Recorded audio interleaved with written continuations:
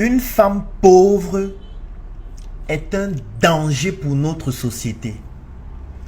Oui, je sais, après cette vidéo, vous allez certainement me détester une fois de plus. Vous allez me calomnier. Vous allez dire, ce gars, vraiment, finalement, sa vie se résume à raconter du n'importe quoi à longueur de journée sur Internet. Mais ce que je vais dire, je l'assume totalement. Et si vous avez encore juste un peu de maturité, je vous recommande de regarder cette vidéo jusqu'à la fin. Je vais répéter ce que j'ai dit au début.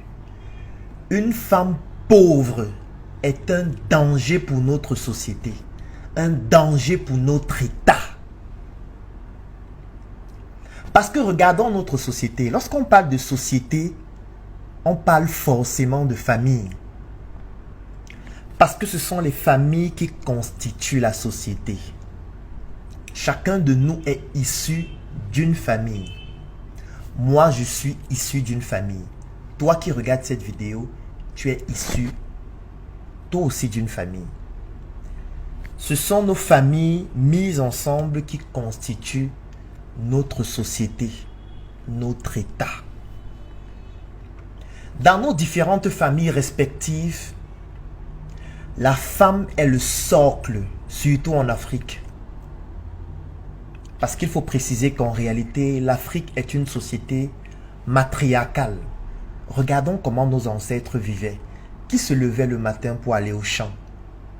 Qui cultivait dans les plantations? Qui vendait au marché? Qui rentrait du champ le soir en étant fatigué, mais avait encore l'obligation de préparer afin de donner aux enfants de quoi manger, ainsi qu'au mari? C'est la femme qui a toujours été celle qui contrôle la famille. Aujourd'hui, on a voulu travestir notre société pour faire croire que c'est l'homme qui doit tout faire, mais en réalité, la véracité des faits ne change pas, parce que c'est toujours la femme qui contrôle la famille. Regardons dans chacune de nos familles. Qui s'occupe de l'éducation des enfants, en commençant par la personne qui les a accouchés? Dans nos traditions africaines, même l'héritage, la plupart des fois, découle par le biais maternel. Parce qu'on estime que on a la certitude qu'un enfant est l'enfant de telle femme, mais on n'a pas la certitude que c'est l'enfant de tel homme. Parce que cette femme a porté cet enfant, elle a accouché. On n'a aucun doute là-dessus.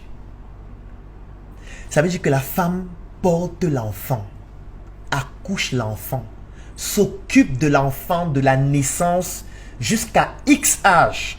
C'est la femme qui va laver l'enfant, qui va l'accompagner à l'école, qui va l'aider à étudier, qui va lui transmettre les bonnes manières, les bonnes attitudes pour bien se tenir dans la société. C'est même la femme qui va inspirer l'enfant. Et comme on le dit toujours, la femme et l'enfant, notamment le premier, ont le même âge. Parce que c'est lorsque la femme accouche pour la première fois qu'elle devient une mère, dont la mère a le même âge que le premier enfant.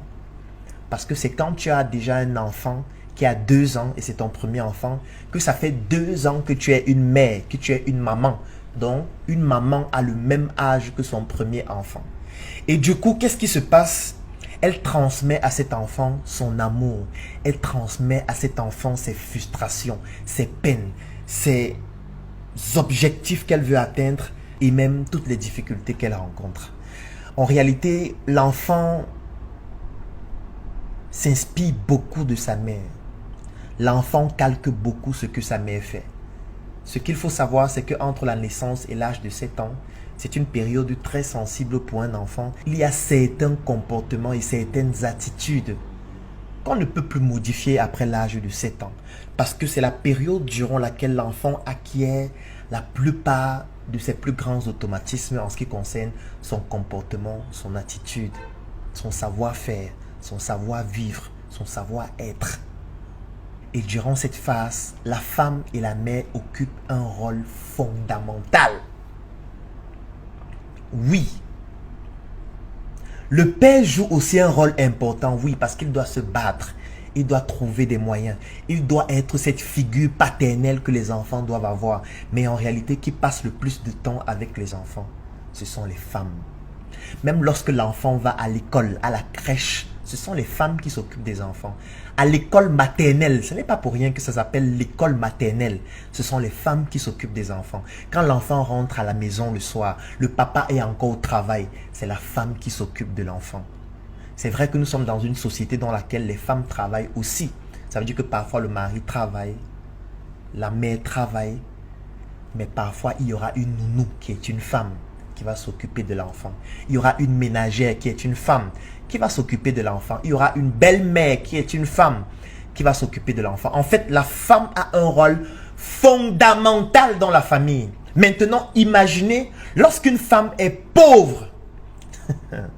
En fait, elle devient un danger pour notre société. Lorsque je parle de pauvreté, je parle de la pauvreté spirituelle. Je parle de la pauvreté culturelle. Je parle de la pauvreté économique. Je parle de la pauvreté intellectuelle. En fait, je parle de toutes les dimensions de la pauvreté. Parce que lorsqu'une femme est pauvre sur le plan culturel, quelle est la culture qu'elle va transmettre à ses enfants? En réalité, aucune culture. Parce qu'elle-même, elle ne l'a pas. Vous ne pouvez pas transmettre ce que vous n'avez pas. Si une femme est pauvre spirituellement, quelle est la spiritualité qu'elle va transmettre à ses enfants? En réalité, aucune spiritualité. Parce qu'elle-même ne comprend même pas de quoi il s'agit.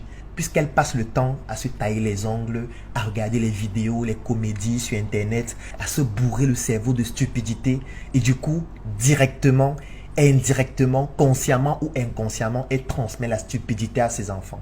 Ce qu'elle regarde à la télévision, ses enfants regardent aussi et se disent que si maman regarde ça, ça veut dire que c'est ce qu'il faut regarder. Si l'enfant se rend compte que sa mère ne lit jamais, elle n'a jamais de livres, elle n'a jamais de documents, elle n'étudie jamais.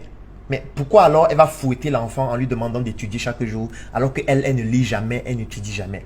En fait, l'enfant regarde et l'enfant reproduit ce qu'il voit. Et s'il voit sa mère être pauvre spirituellement, pauvre culturellement, pauvre intellectuellement, en fait, ça transmet une énergie de pauvreté culturelle, spirituelle et intellectuelle à l'enfant. Maintenant, revenons sur la pauvreté financière, la pauvreté économique. Lorsque vous êtes pauvre financièrement, ça veut dire que progressivement, vous allez devenir aigri. Aigri, pourquoi? Parce que vous allez vous rendre compte progressivement qu'il y a certaines choses que vous ne pouvez pas avoir. Et votre enfant va le ressentir. L'enfant va aller à l'école, il va voir d'autres enfants qui réussissent à faire certaines choses. Lorsqu'il va demander ça à sa mère va lui dire « Je n'ai pas d'argent, je ne peux pas le faire ». Il va comprendre que sa mère a des limites. L'enfant va voir certaines choses. L'enfant va vouloir aller dans certaines écoles. L'enfant va voir certains jouets. L'enfant va voir certaines tenues que les enfants ont, certaines chaussures, certains sacs. Il va se rendre compte que sa mère ne peut pas lui offrir ça. Alors que pour lui, sa mère, c'est sa reine. Alors que pour lui, sa mère, c'est l'idéal qu'il peut avoir. Sauf que sa mère est pauvre spirituellement, pauvre économiquement, pauvre culturellement, pauvre intellectuellement. Elle est pauvre dans tous les sens du terme. Et du coup, elle va transmettre la pauvreté à son enfant. Et cet enfant, qu'est-ce qu'il deviendra demain? Il deviendra un ingénieur. Il deviendra médecin. Il deviendra architecte. Il deviendra taximan. Il deviendra un professionnel. Il deviendra membre du gouvernement, ministre, président. Il va accumuler donc toute cette pauvreté-là qu'il va répercuter dans notre société. Cela va donner un ministre qui est pauvre spirituellement. Cela va donner un médecin qui est pauvre culturellement. Cela va donner un architecte qui est pauvre mentalement. Cela va donner un ensemble de personnes dans notre société qui seront pauvres. Lorsqu'on dit que la nuit porte conseil, en réalité, cela signifie que pendant la nuit, vous dormez avec votre épouse, avec votre copine, avec votre femme, et elle vous donne des conseils. Parfois, ces conseils découlent des rapports sexuels. Et c'est le matin, lorsque vous vous levez, que vous avez la mémoire fraîche et que vous prenez des bonnes décisions inspirées dans la nuit par votre femme. Ça veut dire que parfois, vous voyez des hommes ministres, des hommes présidents, des hommes directeurs d'entreprise, mais en réalité, les décisions qui sont prises au sein de ces entreprises, au sein de ces ministères-là, découlent des femmes qui sont en arrière-plan parce que ces femmes occupent une place importante dans notre société. Sauf que ces femmes ont abandonné leur pouvoir et passent le temps à commander un pouvoir qu'elles ont déjà. Parce que les femmes commandent déjà la société, mais passent le temps à dire « respectons la femme ». On te respecte alors que c'est toi qui as le pouvoir. Tu dois juste utiliser le pouvoir que tu as en tant que femme. Ne passe pas du temps à dire respectez-nous, respectez-nous, ne nous humiliez pas. Non, la femme contrôle la société dans tous les sens du terme. Sauf que quand cette femme est pauvre, dans tous les sens du terme, elle détruit la société. Parce qu'en réalité, elle engendre, elle éduque des enfants qui seront pauvres, enfants qui vont commander la société demain et qui va rendre la société pauvre, elle aussi. Femme, prends ton pouvoir en main. Femme, documente-toi, forme-toi, deviens une femme patronne. Quand je dis patronne, c'est sur le plan intellectuel, patronne sur le plan culturel, patronne sur le plan spirituel. Inspire ton enfant, montre-lui qu'on doit lire, on doit étudier. Montre-lui que tu as des valeurs qu'il doit copier. Montre-lui que tu travailles. Montre-lui que tu participes à ton ménage. Montre-lui que tu es une femme de valeur. Il va copier ce que tu fais parce que l'enfant reproduit ce qu'il voit et non ce qu'il entend nécessairement. Tant que les femmes ne vont pas prendre le pouvoir dans notre société, pas le pouvoir pour écraser les hommes, parce que les femmes et les hommes sont comme la serrure et la clé. Ça veut dire qu'il y a la clé qui n'a pas la même fonctionnalité que la serrure, mais les deux permettent d'ouvrir la porte qui vont permettre à nos enfants de devenir puissants demain et permettre à notre société de se développer.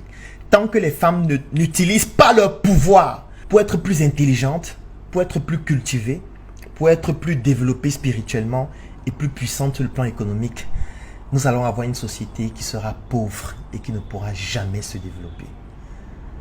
Honneur à toutes les femmes qui comprennent déjà ces valeurs et qui l'exécutent au quotidien, et à toutes celles qui traînent encore le pas. Sachez que lorsqu'une femme est pauvre, aucune nation ne peut se développer parce que la nation est basée sur un socle familial qui est commandé par vous les femmes. Je vous aime. Soyez un roi, soyez une reine, soyez une princesse, soyez chic, soyez élégant. Arborez des vêtements et accessoires haut de gamme qui vous donnent une valeur, une identité. C'est apprécié le linge du top dans les fringues, c'est du sur mesure. Qualité dans le vêtement, évidemment, c'est du sur mesure. Ça épouse le corps à la perfection. Captivant ton regard, tu te demandes si c'est Papa God qui a pris les mesures. Normal, c'est du sur mesure. La marque des leaders.